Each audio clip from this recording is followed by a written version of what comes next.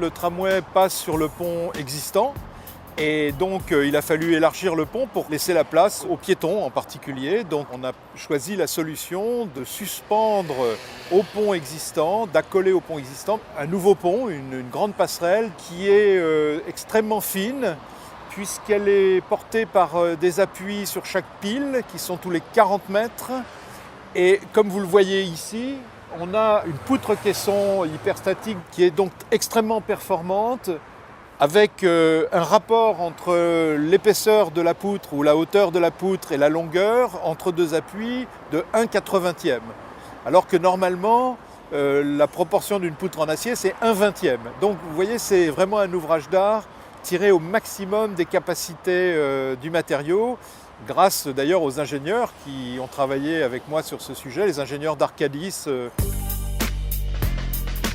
Nous avions une volonté très forte de faire un ouvrage extrêmement simple, très discret, qui, vu de dessus, se remarque à peine, c'est-à-dire on est dans la continuité de l'espace public parisien, c'est la tradition parisienne, et vu d'en dessous, on a une lame qui flotte au-dessus de la Seine et qui est d'ailleurs peinte en blanc brillant, qui va refléter les vagues de la Seine. Bon, cette passerelle arrive en différents tronçons. Ces tronçons sont acheminés par voie routière et par voie fluviale. Ils viennent directement de l'usine de fabrication qui est située en Belgique, chez notre partenaire Victor Buck. Ces tronçons métalliques ont été mis en place au cours de la nuit, pendant toute une semaine. Nous avons dû obtenir des fermetures exceptionnelles de l'autoroute A4, des entrées de périphériques au niveau de la porte de Bercy, mais également des coupures de voies navigables. 40 tonnes, 40.